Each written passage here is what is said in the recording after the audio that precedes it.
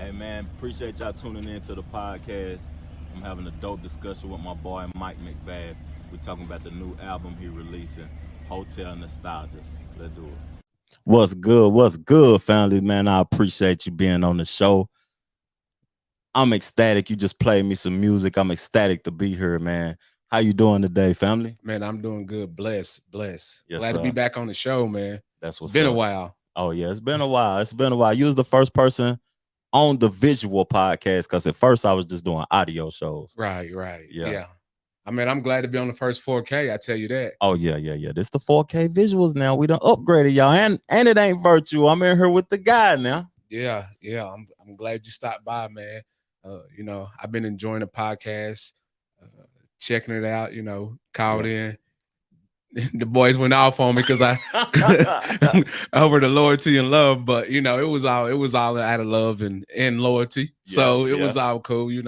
I really enjoyed it, man. I can't complain. I enjoy every time I see the notification come across the screen. I'm like, man, what they talking about tonight? Yeah, So yeah. it was wonderful. Hey, that was dope, man. When you called into the show talking about the love and loyalty, then after your call, cuss and your comment, he said he an Alabama I fan. know. I was watching.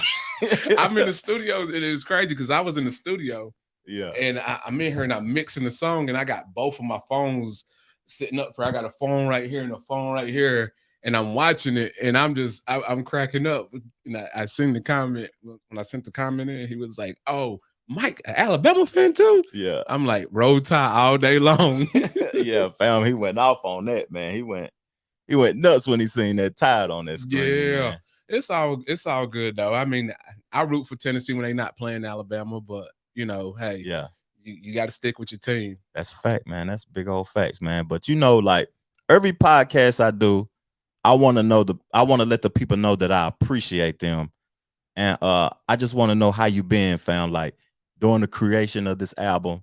Just how you been, like the mental health check. That's popular now, mental health. It's important, and I think everybody need to do a mental health check with those they love, those they come in contact with, on a daily or whether it's a weekly base. But the mental health is good. I could tell you, man, doing this album, my favorite part was probably creating it, man. I've never been happier in my life. Mm, I've never been more confident in myself. I've never been more proud of myself. It's hard to say that you're proud of yourself, but like I was truly proud of myself in the making of this album. The mastering process, I haven't been too proud of myself because you hit your head on when you're doing something new, but I'm gonna go through it. I love it, and you know, this is this is my mark. So that's what's up, man. Cause like the records you played me that I heard so far, y'all gonna be excited when y'all hear this record, man. Hotel Nostalgia. yeah. The records you played me so far they sound like they feel good.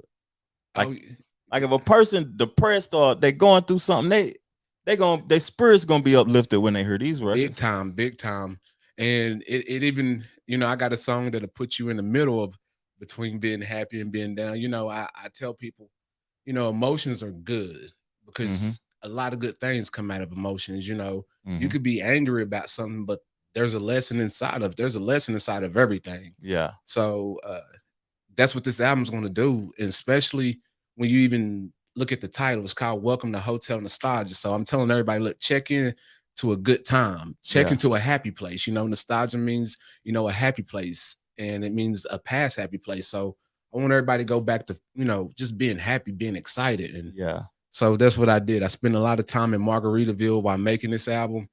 And man, I was probably happy every night because the Mm-hmm. wine was good, the Ooh. margaritas was on point, Yeah. everything was on point, and I I lived carefree. I didn't think about money. I didn't think about anything. I said I'm just going to enjoy myself. I Yeah. knew a budget before I went up there, but I said if I blow the whole budget up here, so be it. But Yeah. I want to get the feel for my album because I want to live my album. And Mm. so that's what I did.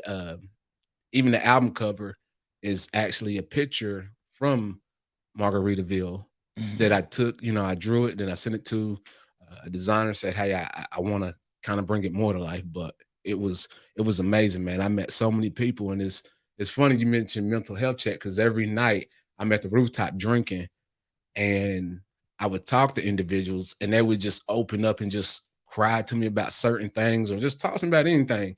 And they like, man, this is what the world is missing. You know, you had people, white, black, Hispanic, who would come talk to me. And they was like, it's not even about politics. They was like, you know, everybody's a good person. It was like you got bad people in this community, that community, but it's just about, you know, having a good time. So when I seen my music actually come to fruition, Yeah. I was like, this is bigger than me. When Yeah. the musicians that were playing up there, they came to me and we started talking. I let them hear bits and pieces of it. Yeah. They're like, I got to be a part of this album somehow. And I was like, I'm already on the working of Yeah. it. So I'm already on the process of it. But just spinning ideas off of them, and a couple of them listened to it and they played it live, you know, while I was up there. And that's the best feeling, to see somebody play your music live, like with real live instruments, you know, besides you playing it yourself, you know. And dang, I don't even want to talk about that yet, because that's a good, you giving me more questions having a conversation with you, because live instruments, you're gonna be able to perform this with a band. Yeah. I scored the music sheet. I wrote it all out. Like, I was a student to my music for this album, and that was actually going to be the title of the album. It was going to be called Teachers Love Margarita, Students Hate something something. Yeah. Because, you know, teachers love margarita. Teachers love to have a good time. Students hate like homework or something like that. It was a metaphor to it, but I was like, nah, that's just too much. Yeah. I don't want to go over everybody's head, but let me make it right so everybody can understand it. And it was fun becoming a student of music again. I think a lot of artists might struggle with that sometimes. Like, man, I got this writer block.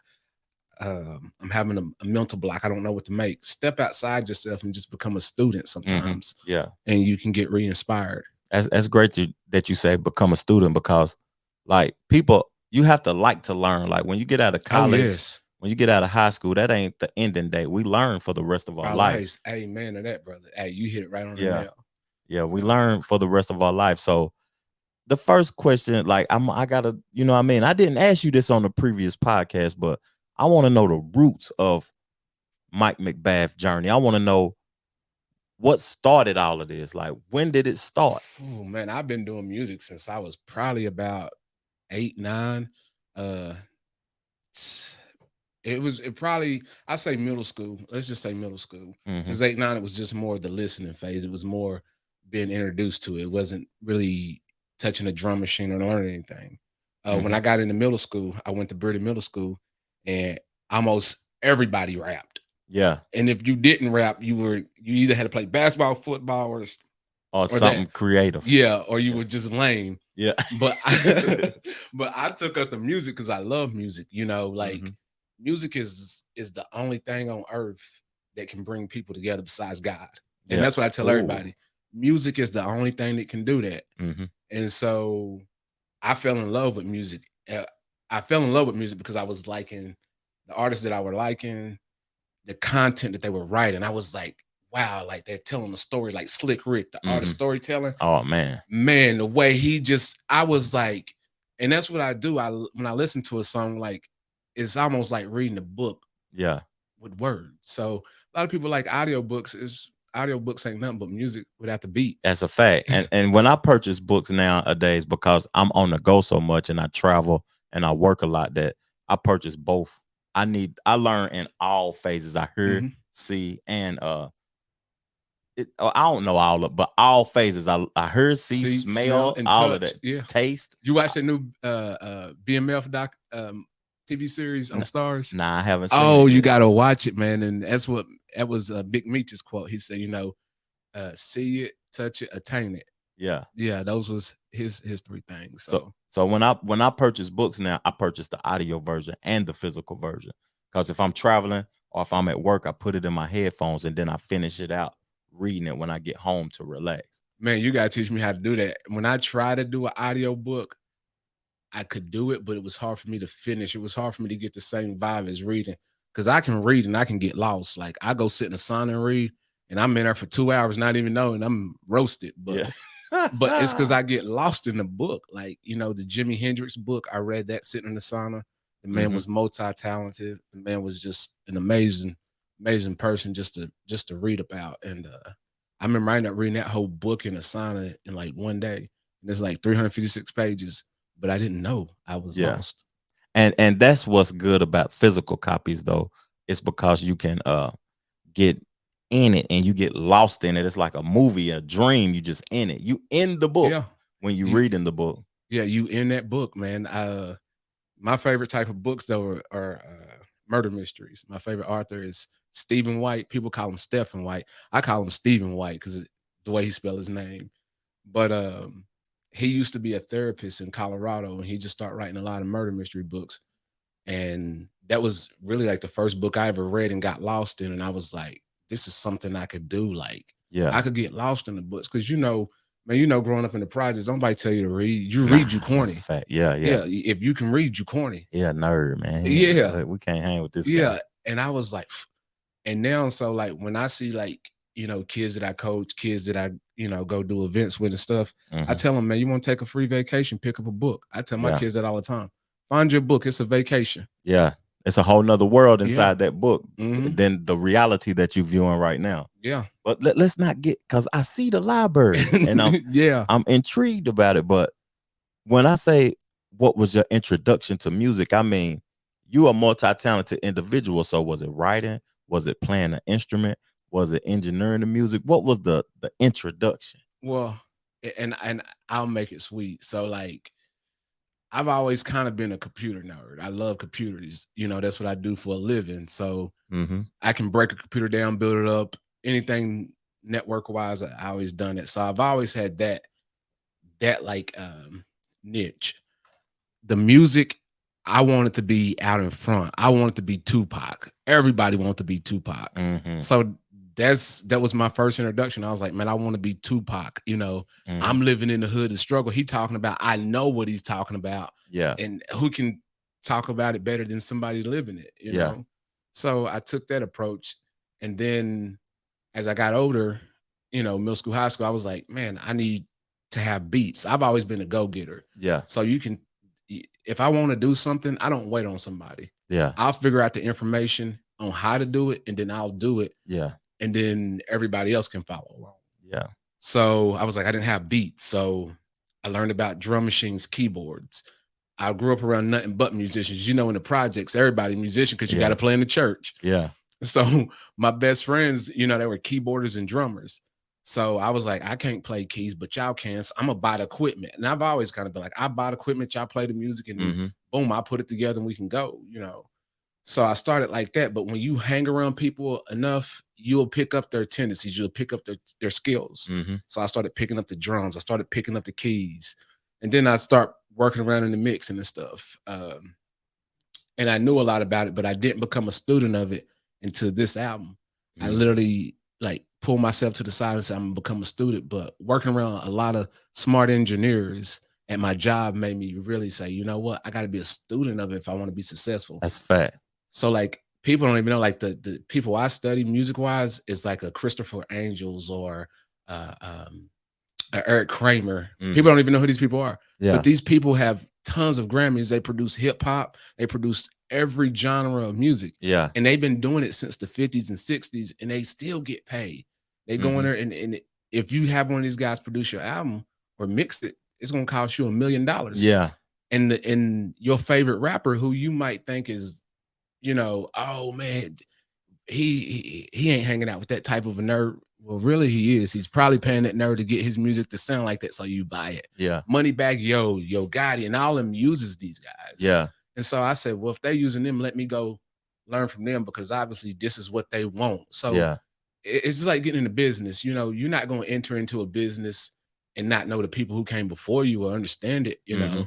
So that's what I try to do. I tell a lot of young musicians to get in and they say, man, I just want to tap on a drum machine. That's cool. Keep that niche, because you need that rebelliousness. Yeah. But also have some education with it. That's a daily combination when you rebellious with education. Yeah. Because you know when to buck and when not to buck. Yeah. And that's the biggest trick to it. So and I like what we're talking about right now, because it's very educational. We're talking about learning. Yeah. So you were saying just now that you gonna go out and get it, and you're gonna do whatever it takes to get it done. So talk to the young folks and talk to me about the importance of not depending on nobody. Going like if you need graphic design, you can do it yourself. If you need a street team, if you need a promotion team, you can go do it yourself. Yeah, and this album was you know what? This album was a blessing in disguise, to be honest with you, because with the pandemic, everybody was locked in the house for almost 2 years and everything. Yeah. And so life slowed down for everybody. So people don't understand it only takes 21 days for something to become a habit. So we in the house for more than 21 days. So we got comfortable with that. So that's why I tell people now, you're not at your full potential. We're at a lazy potential. Yeah. Everybody is. Yeah. Because we're not really doing what we can do. For 21 days, we were stuck in the house even longer. Longer than that. So we became creatures of, oh man, I want to work from home, or I want to do that. But not realizing when we didn't work from home or when we were out on the go, what it really did for us. It made us more of a go-getter. And things are kind of like a microwave society now. But yeah. So when I tell people the learning thing, I tell people I always try to learn 2 things a day. Regardless of what it is, learn 2 new things a day. Yeah. That's the way you stay relevant. That's the way you stay current, and that's the way you stay mentally happy, mentally happy, and all of that. Because you're mentally healthy, your mental health all depend on what you feed in yourself. So if you feel like you're growing, far as education wise or even your skill wise, it's going to make you happy. You're gonna be like, oh, I know I can do that. Yeah. That's feeding your mental health. Yeah. Mental health is more important than physical health, to be honest. That because you can't be physically healthy without being mentally healthy. Yeah. And that's kind of like you talking about the 21 day thing. And I know we talking about the hotel nostalgia, but since we educate, and I want to talk about like that's how I got started in the veganism, really, because I said it takes 21 days to create a habit. Yeah. And when I got into veganism, I said I ain't gonna eat no meat, dairy, or nothing animal product related for 21 days. And when I did it, I couldn't view myself going back because I couldn't imagine tasting something with flesh now. Yeah. It just removed it out of my you know what I'm saying, my thought process. It removed it out of my realm of my way of living though. But let's talk. We ain't talking about me. Let's talk about Nah, it's cool because I pick up a lot of information from like especially with the vegan, that inspired me to see how clean you eat. And I eat moderately clean. I don't think I can ever give up meat, but it makes me want to be disciplined in other parts of my life. So like you said, what you said just inspired me. You said you couldn't see yourself going back to doing something. So to me, I take that as like, okay, well, what are my flaws? And I want to see if I can kick them for 21 days. So then I become to hate that thing that was weakening me. That was hindering so I you. don't go back to it. Yeah. It's biblical, but yeah. Yeah, that's a fact. That's how things happen, man. Yeah. The 21 day effect. That's crazy. But let's talk about what you listening to right now, because some stuff done dropped. Now, what Mike listening to right now? Right now, see, my favorite song, I anytime I'm going into work or I'm getting up in the morning, if I play, I got to listen to New York Minute by Don Hensley. And the reason I like that, if you listen to that song, musically, it's probably the #2 greatest song of all time, because the production on it, just the format of it musically is perfect. Lyrics and everything. Yeah. So I'm listening to that. I listen to Big 30. He from Memphis, ain't he? Yeah. I like listening to guys who, when they talk about, the street life, like I can tell the difference between somebody who's faking it and who's real and who's not, Yeah. I grew up all around it, so I know. Yeah. And I know when somebody's talking about it and not glorizing it, but just saying, hey, this is what it is. Like Kevin Gates is my favorite one. He show you how to transition from the streets to becoming a man. And he lets you know, hey, there's nothing wrong with taking certain pieces of your street mentality and putting it in your life, because it's going to help you. It's a survival skill. Yeah. Corporate America uses it all the time, but we use it in a different way. So Big 30, Kevin Gates, Smokey Robinson. Man, I tell you, this surprised me, man. Diplo. Oh yeah, I know Diplo. He a DJ too, ain't he? Nah, the girl. She got that song. I ain't heard of her. Yeah, she got that song. hot damn, it's got me in love with you. So I Oh like the yeah. music. So I watched the video, like the process of making that music, making the song. And that's my favorite thing is to watching a song from the journey. Mhm. Cause I like creation. So if you like to see stuff from the beginning to the end, you get it. So when I seen her put that song together and how it came about and what it was about, I was like, that's dope. But a lot of people don't know it's a bedroom producer who did it. Mm. It's a bedroom producer who loves making trap records. Yeah. So this is what, I try to get people to understand music is universal, whether it's trap music, whether it's country music, rock music, it is all the same. Mhm. It's just a story over a different drum. Yeah. And people dance to different drums. But if you know how to bring the two together, because I tell you like this, so hip hop, we like the drums. We go for the drums. Yeah. Old school 70s music, 80s soft rock, it's all about the melody. Mhm. So when you bring the two together, you get a deadly combination. Kanye West is probably the only person I've seen really do it Yeah. and perfect it when he did 808 and Heartbreaks. Like everybody, like, man, that's a dope album. But if you listen to it, all the songs that are in there, they're all samples from old 70s groups. And he tells you, he was like, I just wanted the melody and I just put hip hop drums over it. And he blended all genres of music. Basically, that's what well, let me say something before I get into the Kanye West thing, because I was about to go to Drake. You didn't say you like the albums that's being released. You didn't say you was listening to none of the Drakes. The Meek Mill came out this Friday. No, The Kanye West. You ain't listening to none of that. You said artists that. I'm glad you said that too, because that's artists that people need to go check out. out. Mhm. Big 30. And what's the female name again? Diplo. Diplo. Yeah. And you ain't say nothing about none of them. Oh, like her. I'm listening to her a lot too. I Yeah. watch her Tiny Desk performance. So I've been watching a her lot of dope. I love watching a lot of people's live performance. Mhm. I went back, man. I tell you, man, one night I was in here and man, it was probably my best night in the studio. So I kind of document my nights in the studio. It Mhm. was, man, you talking about a musical high like no other.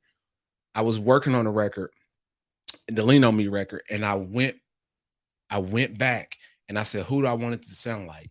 Yeah. So you remember the Sound of Blackness, the song from the Jason lyrics? Yeah. You will know. I said, man, that's what I want. But I got one artist and I need a choir. How can I do this? So I went to be a student for 5 days. I'm on YouTube. Education is free. Yeah. Don't waste your money at no university unless somebody gonna pay for it for you. That's Yeah. what I tell everybody now. Because all you got to do is study, pay for the certificate, $200 or Yeah. $300. You good. You good. And so Because it's everything on YouTube. everything on YouTube online. Yeah. And if you go, I promise you, if you go to a university right now, they're gonna sit you down and have you go to a website online to learn. So why pay? Their You could class yeah. website that they teaching the same thing that you Yeah. could have. Yeah. Yeah, you're gonna pay 30 grand for that. You can get it for $3. So I went back and I just got immersed in that Sound of Blackness record. And I tried to find the behind the music of it, but I couldn't.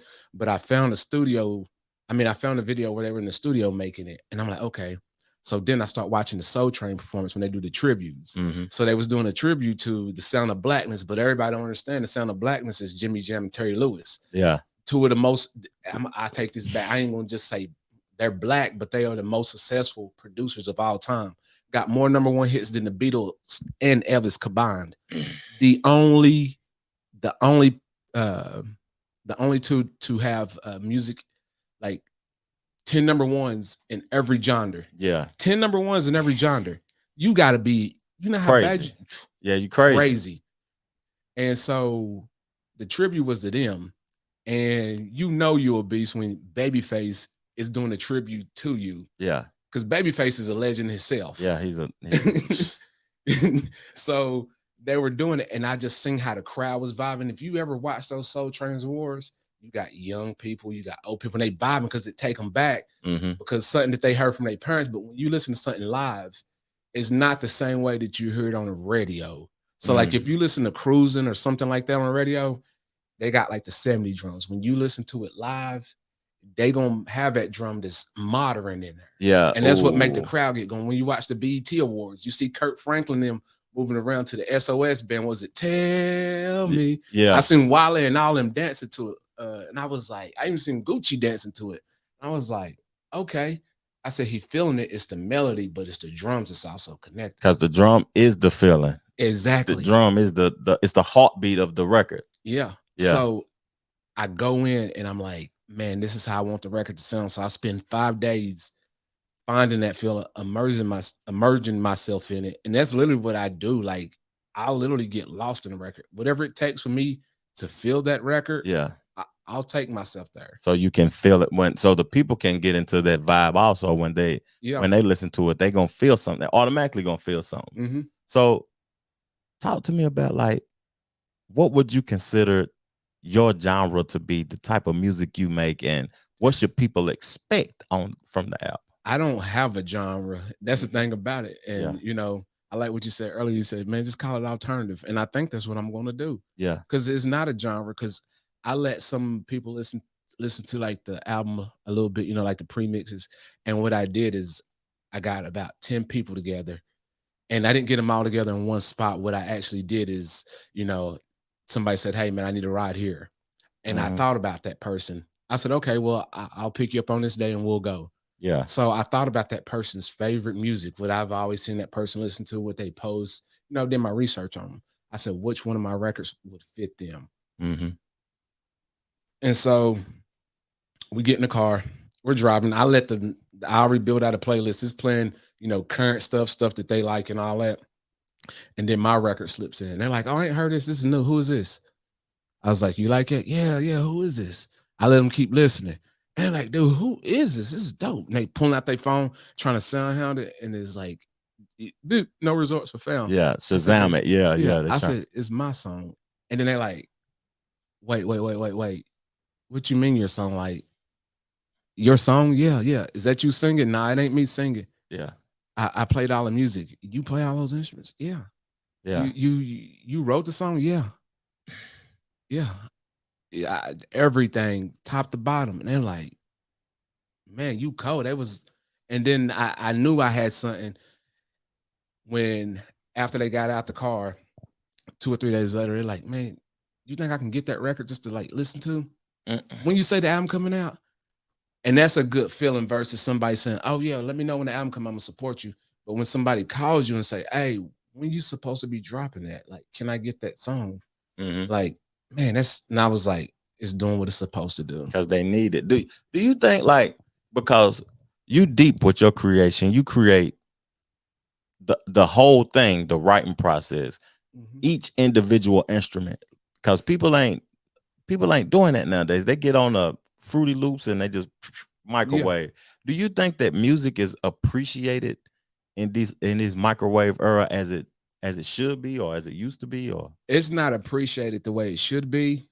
And the thing about it is I don't have a problem with the microwave society. Actually, in the process of making this album, mixing this stuff, I told myself I'm not gonna do that microwave stuff. Overthinking. Yeah. But what I've learned is, don't be too stern to it. Like, be acceptance. Like, advice can come from anywhere. So like, when it came to like, cleaning up tracks, like cutting air out, I wanted to go the old school method. But because technology has advanced, and being a technology guy, you would think, man, I want to get it quicker. But I was like, no, I actually want to see the process. Yeah. But I learned, okay, once I figure out how to do it, okay, there's also a shortcut how to do it too. So I want to know both ways. So I understand exactly why I'm cutting it and what's happening. Yeah. But, once you start figuring it out, you can pretty much zoom through it. And, I just tell them, always be a student. Take, before you do an album, I say take probably like a month or two to be a student. Yeah. And I did. I literally took a month or two. And even in the process of making the album, I still became a student. That, it's still a student. What's crazy about that? Like, I create music also, and our process is it's totally opposite. Yeah, but you got a track that I like, man, the Date Night track. That's my favorite track off the record. That and Life I Chose. So the beat on that, man, is just crazy. The lyrical content is crazy. The way you put it together is crazy. I was like, he on to something. I was like, this is different. Like I said, it's a classic. It's an album that you'll go back to 10 years from now. And it's not an album that was just for that moment. See, because music is really a cycle. Every 7 years, Yeah. It's supposed to repeat itself. So I was explaining this to somebody the other day. So like the Genuine song Differences, it was my daughter. I was explaining to her. So I played Differences. She's like, Dad, that song garbage. Yeah. So then I play her Pop Smoke, What You Know About Love. She loves that song. Yeah. And then I play mine again. She was like, wait a minute. I was like, it's the same thing. Yeah. I was like, it just fits the time. I was saying when Genuine came out with Differences, everybody wanted to be booed up and all that. You know, it was about that. When Pop Smoke came out, What You Know About Love. Yeah. Everybody won't be booed up, but it's a little aggressive. And I don't think, and this is not a shot at like Pop Smoke song, is perfect for what it is.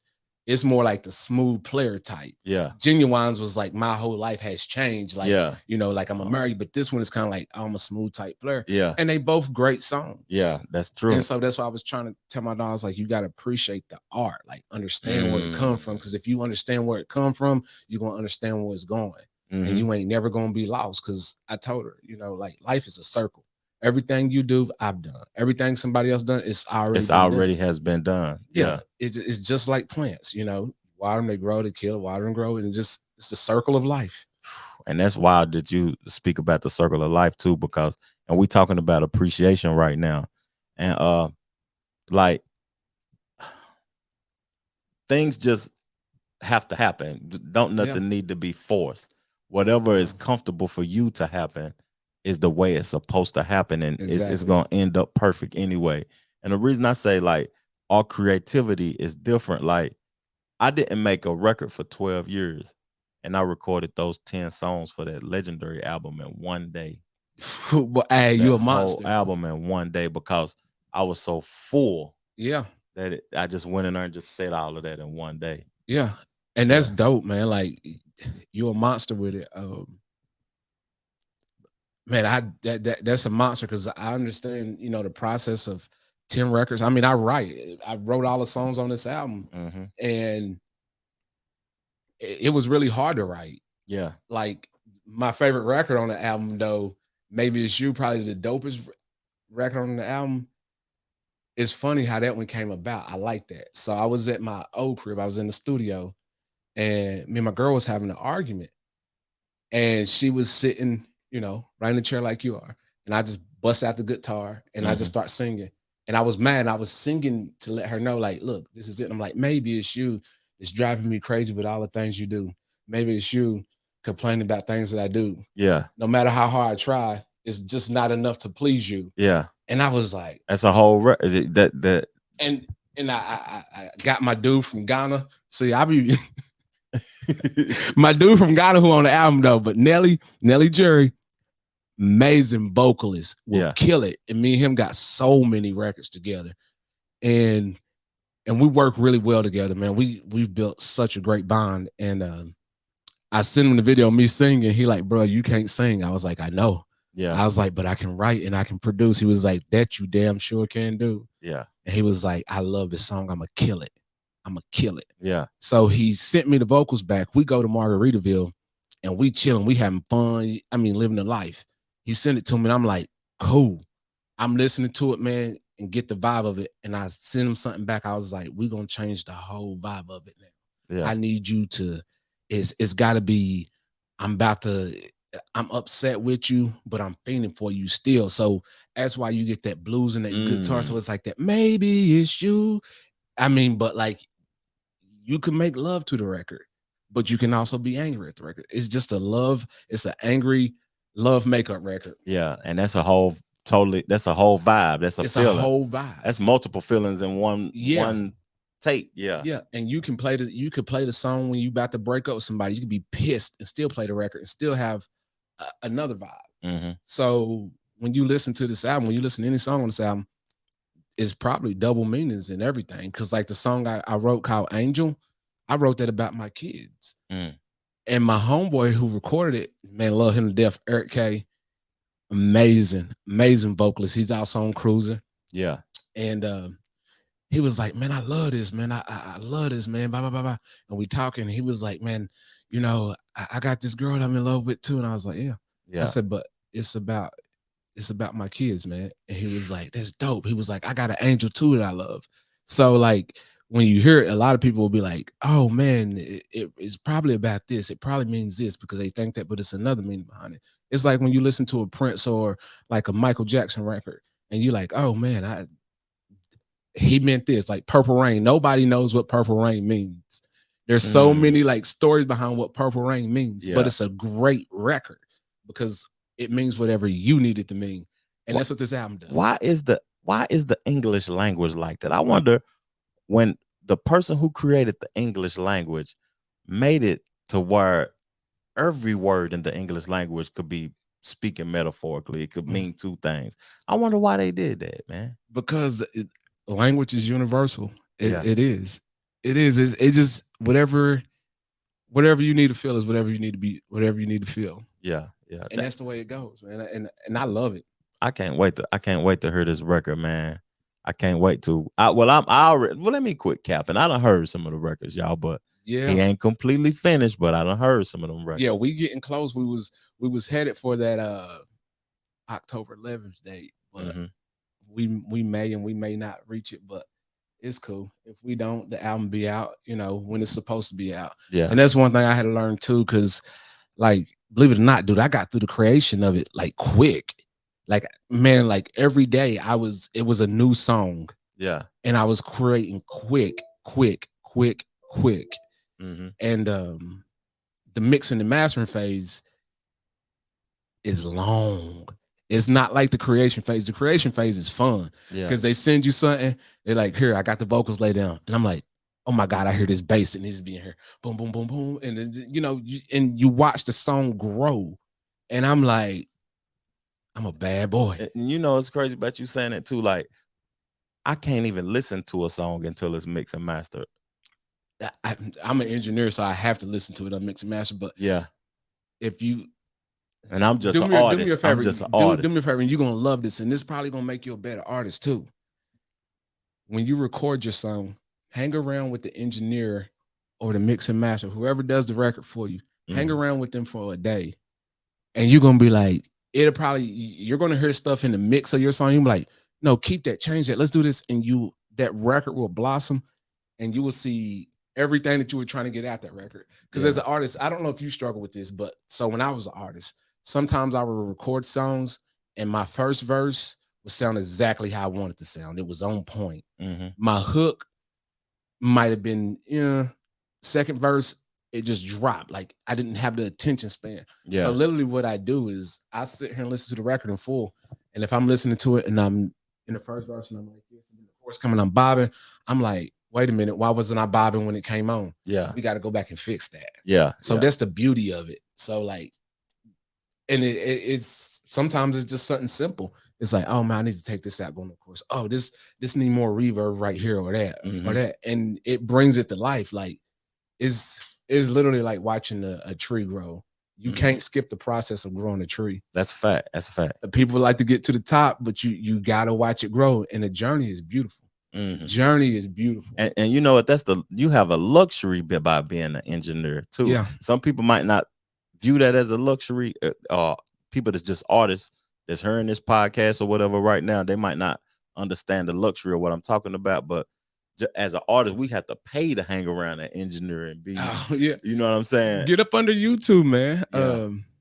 I tell people get up under YouTube, and you a podcaster, so I mean, think about it. How you fell in love with the journey of doing podcasts? Like from your first podcast to today, talking to you, man. Like it's night and day. It's night and day, and it's like this dude know he know his shit. Like like you respect people like it. Like it's kind of like, to me, let's compare it to a sport. So, for instance, who was garbage in college that played college football? Let's go with one of the UT players that was garbage at UT. I'm messing. Your boy's gonna get onto him for that. Arian Foster. Prime example. Garbage in college. Fumble. Every key moment. Was always hurt. He a good dude. I know him. Cool. Yeah, cool individual, rapper. He had his own show too. I remember. Yeah. And so when he got to the NFL, showed out. Russian leader. Showed out. Yeah. That's because he started studying. He started getting up under some real trainers and everything. It's different, And he probably felt more confident. Actually, he did, because I watched the interview with him. They said, well, why didn't you do this at Tennessee? That was the biggest thing. People said, you know, why couldn't you do this at Tennessee? You was always hurt, this and this and that. It was like, it's just different. I'm around different people now. Yeah. I understand the game different. The strength, the health aspect of it, the food you consume can cause injuries. Yeah, because he went vegan for a while, didn't he? Yeah, yeah. That food you consume can cause you eating candy, snacks, and all that. Then you know, he was eating Taco Bell in college. Yeah. And now later, you get hit and it's over. Yeah, so it's a matter how serious you take it. And in college, you gotta understand, he was young, 18, 19. I mean, you had around 100,000 fans. You probably get whatever you want. Is different, but now when you get in the pros, it's a thousand of you on the team that's making millions. You know what I mean? So you learn. You say, okay, well, I got to either take my craft serious or I'm gonna be gone. And that's just what he did. So.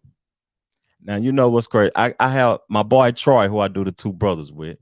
What's going on? That's my dude. He got a couple of questions he wanted to ask you. And he got his reasons for asking, too. Oh, yeah. And he said, did it matter? No, hold on. I'm reading it wrong now. My fault, y'all. He said, what was considered when coming up with your top 5 musicians and artists? What is considered? What is considered? Okay. Number one, work ethic. Okay. I will not respect anybody who don't have work ethic. Like, I get motivated by your work ethic. Like, you could be, and this is just a metaphor, but you could be the biggest crackhead on earth. But if you smoking crack the best, I'm like, what's your work ethic? You know, because I want to be addicted to what I love that same way. Like, I want that type of passion. It's like Michael Jordan. I couldn't stand Michael Jordan, but I could never deny him his work ethic. When I seen the flu game, gave me chills, and still to this day give me chills. I could go in the gym, and if I don't feel like going, I put that on. I said, man, I ain't got no flu. I ain't like him. Why can't I do this? That motivate me, work ethic, because to me, nobody will ever outwork me. That's the only thing a man or a woman has, is your work ethic. Like, that's the only thing you literally can control. You can't control anything else in your life, but your work ethic you can control 100%. So I always look at that, accomplishments. That's one of the biggest things. And when I say accomplishments, it doesn't mean like, oh, well, how many number ones do they have in this Billboard? I look at artists who have number ones across the whole thing, because I love music. Like, I am music. Like, literally, I love it. So I respect the game, the music game, too much to play with it. So like, I take it serious. So those guys who put that type of work in and strive to be the best, and those who are humble with it, who you just never really realize how humble they are. Like, you know, for instance, Prince was a very humble guy. He didn't want a lot of people touching his music because he was very passionate about it, and he knew how some people would just be like, oh yeah, I like this song, let me go splice it up, do this and do this to it. And he's like, wait a minute, listen to it, like, get an understanding for it. Because I'm telling you something, because musicians like that and myself, our music is our diary. All we're doing is putting our life into you, putting our life into it. And if you ignore it, I don't want to have a conversation with you. So why would I let you take my stuff and let you have another conversation with somebody? I'm letting you into my life. Like, it's deep. Like, you just don't let anybody in your life. Because sometimes, like, I'm kind of, I do podcasts and stuff, but I'm kind of an introverted person. If you meet me out in the world, I might not even speak. I might just walk by, and I'm the same way. They think there's something wrong with me, but I'm not like that. But I didn't even finish his question, fam, but you answered it already. He said, did it matter about their total sales or popularity of success? Or was it more because of their total artistry and sales? He said, the sales even matter? No. The reason why I say number ones, to have number ones in all genre, like for my favorite producers and engineers, it's like anything. You want to be the best at what you do. So why get involved with something if you're not going to be the best? But being the best is, it's a top priority, but it's the least priority. Like, I like the stuff in the middle. I like the journey.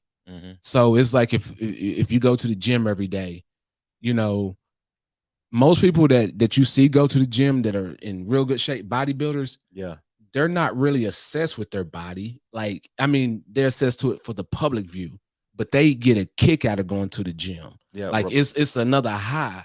And this is just a result of it. This is just a result of what I love. The consistency. Yeah. So the sales and all that really doesn't matter. It's just a result. It's just to say, look, hey world, I am who I am. Like I am that great. If you like it, you don't. But like I know I am that great. Everybody needs a pat on the back from somebody besides themselves sometimes. So that is good to have a pat on your back, because like creating music, I don't talk about it to the public that often, but I'm gonna speak on it. I'm very cocky within myself about my music and my creativity, because if I don't let everybody see my recording process, because they'll be baffled by it, and they'll be like, did he just go in there and say that and he didn't write? I seen it. What was the video where you had it's on the tip of my tongue, the video where you did have where you were going and recording, but I think you probably, it was just, you know, you were just doing it for the camera. Yeah.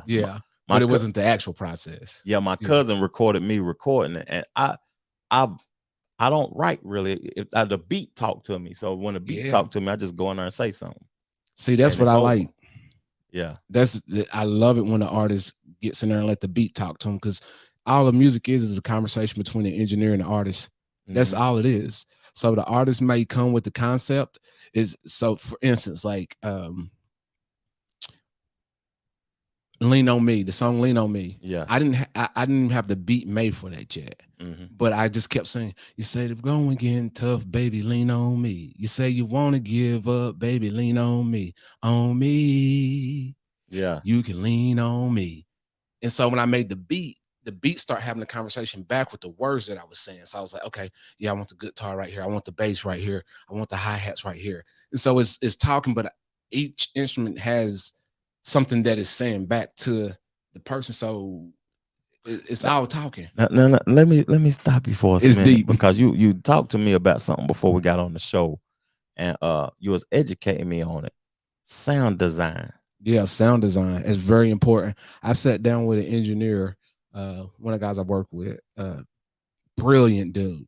I work around a lot of smart people. Sometimes I feel like I'm too dumb to be around them, but it makes me want to be even smarter. And that's what I like. Like, you know, Steve Jobs said, you better be the dumbest person in your circle. Oh, if you ain't the dumbest person in your circle, you're in the wrong circle. Yeah. So I sat with him, and he was just teaching me about sound design. So he's telling me like how sound works. And I said, okay. So I took it from him. I started doing some research. I start looking up how do people between the age 18 and 40 listen to music? How do people between 40 and up listen to music? And, you know, it's certain frequencies that we can hear that, you know, a person with good ears should be able to hear this. A person with mediocre ears should hear this. People who wear earphones this way, ears are damaged this way. People who wear AirPods hear music this way, and when you put it on Apple, it's going to sound like this. This is going to be there. So it's tricky to try to find a happy medium in between the two, but it's fun. So that's what I mean by sound design. So I start studying that, and I start learning, hey, look, when you put together a song, like the background vocals should never sound like the main vocals. They shouldn't even like really, like, when I say compliment it shouldn't even make them stand out. They should be something on their own. It should flow, because your background vocals are an instrument. Yeah. So when you put that EQ, when you put that reverb on it, if you mute the track, you should hear the vocals sound like an instrument. So that's what it's supposed to do. Because a lot of people, so the artist will go in and record a song, and they'll do the background vocal, and they're doing the background vocal because they know what they want to say. They know what they want to sound like. Yeah. It's the engineer's job to make it sound like the instrument that it needs to be in there. So for instance, like a lot of people don't realize this, when you listen to Lil Wayne's song, Young Money, what was that? We like girls and something too. I like girls too. I wish I could be with every girl in the world, whatever it was, you know what I'm talking about? Yeah. Yeah. So that song. So if you Google it, probably 50 to 60% of the population got the chorus wrong, the actual words in the chorus wrong. Yeah. Some people said it sounds like he's saying we like cereal, we like that. Yeah. The engineer does that on purpose yeah, to trick you, to intrigue you. Because maybe the way he was actually saying the chorus wasn't catching. Yeah. So he had to change it in the backgrounds because some people only hear that frequency that low. So typically when you stack that background vocal, it's usually like 6 stacks because you're gonna put one on this frequency, one on that frequency, one on that frequency. Yeah. So you're feeding everybody. It's like Yeah. a dog whistle. Like, you know, some humans can't hear a dog whistle, but dogs can hear the whistle. So you put something in there to cater to each person's ear, and it has to be the instrument that catches the whole song. And you know what's crazy about you talking to me about sound design and educating me on sound is that I'm noticing something about music. Like when I first started hearing when Apple Music first was created, I used to have to plug it up on my aux. Now they got the Bluetooth. Now they got the Apple CarPlay. And I used to be like, man, CDs sound so much better. Yeah. It was more powerful. But the game is changing now. If you notice, or people that's listening to the show notice, they got lossless sound on the streaming devices. Now they got different type of mastering and quality. The quality has leveled up so bad that it's just ridiculous. Yeah, and the reason they did that is because, you know, like, so for instance, when you transport your song out of your DAW, and that's your digital audio workstation, whatever you're working in, Cubase, Fruity Loops, whatever it may be, Pro Tools. When you're doing that, 9 times out of 10 people export it as an MP3 when they want to say, hey, I want it right now. Yeah. You put it as an MP3. MP3 is not the best quality. A wave format is wave. Yes. With the wave, is barely getting compressed. MP3 is getting super compressed. So what the audio industry notices is like, hey, a lot of people are uploading their albums from their phone now. Like, technology's changed. Yeah. A lot of people are doing albums in their bedroom, and they got these hard drives that can't handle this much space, and it takes forever. It's eating up all the RAM, all the processors. They want to put it out quick, the microwave society. Yeah. And there's nothing wrong with that because I still do them in MP3s and all that. I do all that myself too. Yeah. But in doing that, you're going to lose some quality. Yeah. So now what happened is now the Apple Music and all the Audio Technicas and the sound companies are trying to catch up. Like, oh, wait a minute, people putting out this bad quality. People are going to start hating it a lot, and it's going to start doing this. And they ain't gonna be want to stream on all platforms, and we want to keep them here. So they like, we got to catch up. Yeah. And they like, you know, so we got to do it quick. So they start doing that. Like Kanye West, I like what he did with his new album. So if you bought the album on Apple Music, I think it was like the $39 one, it actually has it to where you can take the beat out, you can play with the vocals, you can do whatever you want to do. And I was like, that's ridiculous. That's ridiculous. Yeah. Because the things that you can do with songs, like, think about it. What is it now? The standard radio format for a song is 2 minutes and 30 seconds.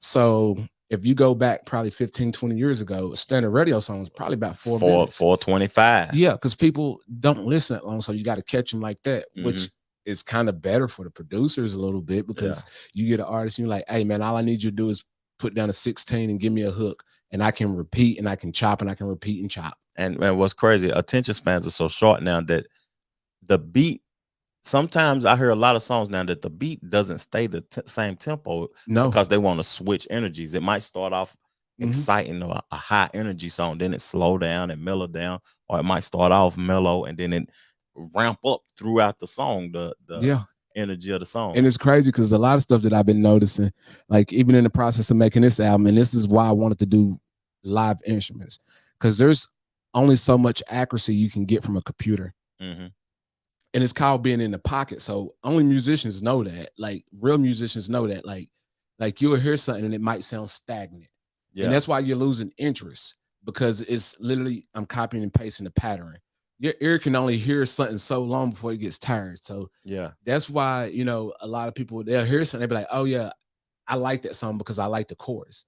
Like, okay, so one of my favorite Drake songs on this new album, I like the Too Sexy song. Me too. A lot of people don't like it neither. But I didn't like it at first. I was like, oh, he sampled from this. And then my daughter's like, you hating? I was like, yeah, I probably am hating, but let me listen to it. So I got to myself and I'm driving and I'm listening to it. And I'm like, Drake cold. I always thought Drake was cold, but I was like, dude, he killed that. And I was like, okay, the beat come, but when Future verse come on, I'm lost after that. I can go to the next song. And it's because they kept it stagnant. And it's nothing against the records. The record's a dope record, phenomenal record, but they kept it stagnant. So like Drake came on hard and you come with I like I like Future So who, and so Thug, so who though. versus better to you though? Future's or Drake's? I like Young Thug verse too, though. I couldn't You ain't even understand get him. that far. I couldn't understand. I listened to the whole song. Sorry, but like that is I couldn't. I really that's not my tune. That's not. Yeah. I like Young Thug. Yeah. My favorite song by Young Thug is probably the stuff he did with Rich Homie Quan. I love all the stuff he did. Yeah, that was dope. That was, man, that right there. See, the reason why Young Thug is an icon too is because he did change the game. Yeah. He did. Him and Rich Homie Quan changed it, because when they came out, music didn't sound like that. Him in London and them on the beats, they changed the whole sound. You know, like, look, we're gonna play real chords over this. You know, we're gonna play real piano chords over it, and it's gonna be smooth. It's that Miami music. Like, I'm in Miami with my shirt open, I'm flossing, I got money. So that was my favorite Thug stuff. And like Young Thug, like the only reason I kind of like Thug too is because he forced you to he's learn his music, because you don't know what he's saying. He go in there, and I done seen some videos of him recording, and he go in there, he might just say ski throughout the whole verse, and then come back and put the words on top. That's how he recorded. Like, I watched that too. His engineer was talking about it. He was like Young Thug doesn't really write the song. He just comes in there and just do stuff. And then just fill it in. But that's his technique. He's a painter, and he paints well when he do it. Yeah. But you know, I have my things that I like about Thug. So he's like, if somebody said name 5 artists is just trash, he's definitely not trash. He's an icon. Yeah. I may not get all of his stuff, but he is an icon. Like, I give credit where credit's due.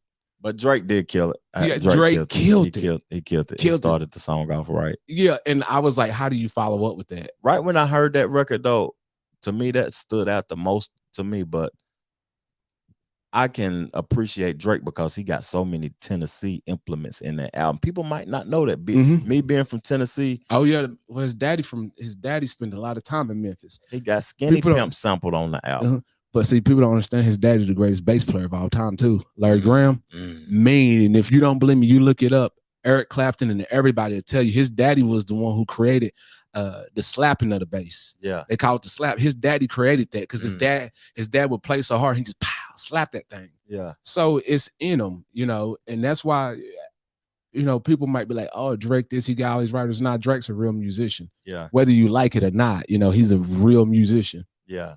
Hey man, I ain't trying to end the podcast because we've been on for an hour. Yeah, you're gonna have to splice this up and keep the parts you want. Nah, we're gonna put this whole thing out. We ain't gotta piece it together, family. But I got one more question though. You know what I'm saying? Yeah. And I want to talk about, like, I might got 2 more, man. I don't want to take too much of your time, my brother, but talk to me about DJing for wedding parties. And you also you do things for TV shows. TV, film, and everything. The wedding, the DJing for like weddings and parties, I don't advertise that. Yeah. Like, because I want to be able to do it when I want to do it, and I want to be able to do it with people who I like, because I love music. I'm not, typically I always tell people, send me 20 of your favorite songs before I do a party. And pretty much they probably got 10 or 9 favorite songs that I like, because we either done shared a song together or I kind of got a vibe. And so I know I'm gonna get to play a bunch of good music. Yeah. And so that's why I say I only do people who I really know, or like, you got to know somebody that know me and they like, hey, he does it. And then I got to sit down and have a conversation with you, because I got to get a feel for you. Because if I come do your event, it's going to be live. Like, you know, I'm going to be energetic. I'm going to be with the crowd. I'm not going to be, you know, one of them relaxed DJs just sitting up there. I'm going to get out. I'm going to talk with the crowd. I'm going to, you know, say my 2 bits, but it's going to be clean. It's going to be nice. The energy is going to be there. That's what's up. Because the thing about it is, I always tell people, the DJ is the most important thing when it comes to your party. The vibe, it creates the whole energy, and I take pride in that. Yeah. And I know the records that will do that, and I know how to just get it there. So it's just another part of being in the music industry. With the TV shows and stuff like that, I got into that years ago. I was actually working at Channel 8 at the time, and I was making beats. Yeah. And I went to one of the guys in the sports department. So I was like, man, y'all need to put this on during sports. And he was like, oh, okay. And then they put it on, and I left from there and I went to go work for Discovery Network. Yeah. And my first day there, because I love music so much, the facility is so huge. They're giving us a tour with all the new hires. And I walk past the music studio and I see the music composer in there. And I just, like a kid in the candy store, I got lost on the tour. I went in there and talked to him for an hour. They still doing the tour. Yeah. And we just talking about music and just trading music stuff. And I'm like, man, I got this. And he's like, hey, all right, on your next day here, bring me a CD and we'll talk. So I brought him a CD. He was like, dude, you got some beats. And he was like, it's different. He was like, it don't sound like what I would think. And I was like, yeah, I can blend the two together. I can do this and I can do that. And he was like, can you read music? I was like, nope. He was like, that's the only thing that will stop you from getting a job here is because you can't read music. I said, okay. And that's when I said, I'm gonna build my own studio. So my first studio I had built in the back of my house. So I literally went out, purchased a shed, put the drywall, did the electric, did everything in it, and made it my studio. And it was nice, comfortable, put the AC in there. I slept in there many nights. And I started learning music. And I came back to him like a year later, and he was like, man, you really done progressed. You blossomed. You can talk to me about music in a musical sense. And I was like, yeah, I learned. He was like, all right. He said, we got this TV show coming up. We need some music for it. Can you do it? And I was like, yeah. It was Garage Gold. So I did the music for that. And then he was like, hey, we got another one coming up. We got the Salt and Pepper Show. Can you do the music for that? We got the Dr. Pimple Popper. Can you do the music for that? And then it just more and more, and it just started going. And so word got out that I was doing music. And then one of the guys that worked there, he was like, hey, we about to start this show where we're going to be doing, like NFL recaps and all this and stuff like that. We need some music for that. So I did the music for that. Years later, this year he goes work at Dick's Sporting Goods. He's become like the published manager or whatever it is, some regional manager or something like that. Yeah. He sends me a message. Hey man, I know you do music. We're about to do, a podcast and we need some music. You think you can do it? I was like, yeah. That's light work. Yeah, light work. Yeah. No problem. So I get in here and I make the beat and I'm talking to myself. I was like, I wanted to have that band feel, but I wanted to be rugged so the kids could feel it. But I also want to give the adults something to vibe to. Kind of like Lil Jon, third down for what? So then that's when I said, who you calling when you're fourth and short? Man, that's House of Sports. So I was like, yeah, there we go. Because the show's about football, fourth and short. Who you calling when you fourth and short? Man, you calling House of Sports. And they were like, wow. I was like, yeah. I sent it to them. They loved it. They had like a press event. And they said, hey, we need you to come to the event, meet and greet. Went out there, met and greet, had the meet and greet with everybody. Loved it. And they said, hey, yeah, it's on our House of Sports website. It's all over. We're playing it in the stores and all that. And it was like, hey, we got another event coming up. Would you come out and DJ? People need to know the man who made the song. You're popular around here. You're famous and all that. And I'm like, I'm just little old me. But, and I got a song that was in an indie movie. Called Close to My Heart, but I think I'm actually released that along with this album. Released a bunch of different stuff, but Close to My Heart was probably like my favorite record that I ever did, just because at the time when I did it, I wasn't playing live instruments, and people said you can't get that big orchestra feel, that big Celine Dion record out of Fruity Loops, and I did, and it sounds just as good as Celine Dion's Close to My Heart, but probably even better. But she was my inspiration when I wrote that song. The girl who sung it killed it. You know what's crazy? I heard you talk, you mentioned some things, and I want to ask you this. How important is it being self-taught? Because it's a difference between school education and college degrees, and it sounds like you are very self-taught. Like I was wanting to talk about the books in the library, but I see you know what I mean? You read, you taught yourself how to play instruments, you taught yourself how to read, you self-taught. So how important is it? Tell the youth and the people, like, learning is never ending. It's never ending. It's the most powerful thing. You could sit in a room with somebody who has an IQ out the world, could be the smartest man on earth. But if they see your work ethic, they will respect you. And I think that's why I get respect, from everywhere. Because people tell me all the time, they're like, man, you ran for mayor, you played pro ball, you did this and this and that. I said, you just respect me because my work ethic, but I'm no smarter than you. You probably know something I don't know. That's the difference between, to be honest, there's nobody that's a genius. I take that back. There's nobody that's a genius. You just know a little bit more about something that I don't know about. And you just applied yourself a little more. So being a genius is the easiest thing to do.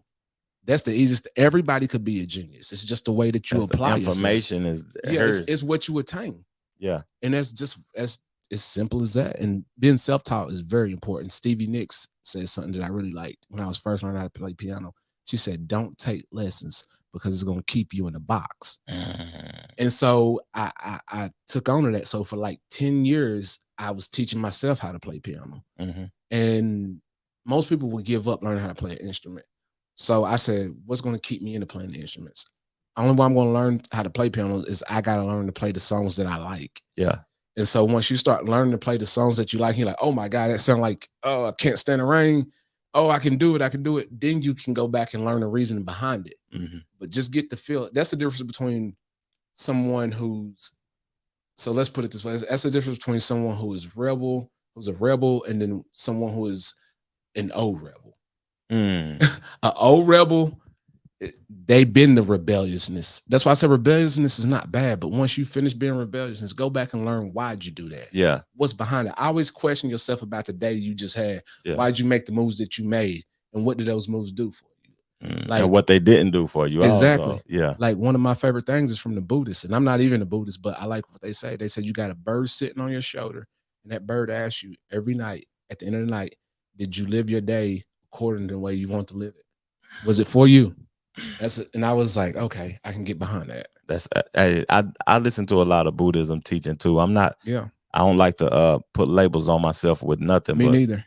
At the end of I like being free, and they speak a lot about freedom and peace and awareness. Yeah, exactly. I listen to anybody, even if it's a fool, I listen to them because 2-year-old. Yeah, you got to listen to everybody because that's the only way to get a vantage point. Like, is to listen.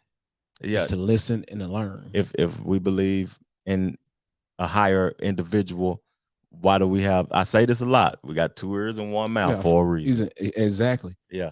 Yeah. And I tell people that all the time, and I know you were speaking about this earlier, and I wanted to chime in on it, but I really like it. You know, people say you got to be humble. You got to be humble.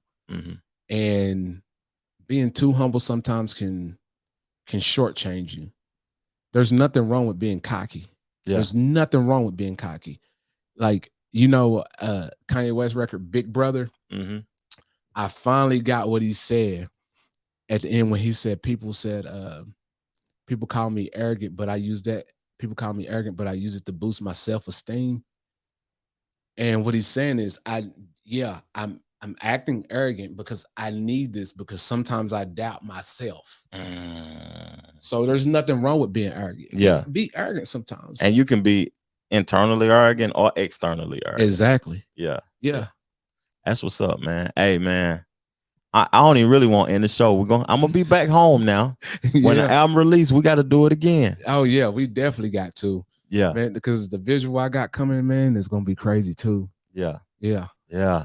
So, in closing, I'm very thankful for you being on the show, my brother. In closing, when we get the album and what you got to say and how can people link up with you? Hopefully, you get it October 11th. If you do not get it October 11th. It will be out before the end of October, so mid-October. It'll be on all my social media platforms. I will be promoting it on my Instagram, which is Mike McBath or Mike McBath Music at Instagram, Facebook, Jeffrey Strongman or Mike McBath. Facebook, let me fix it back, but I got the Jeff Strongman to hide away from people. Twitter, Mike McBath. Apple Music, Mike McBath. Spotify, Mike McBath. All other streaming platforms, Mike McBath. Welcome to Hotel Nostalgia.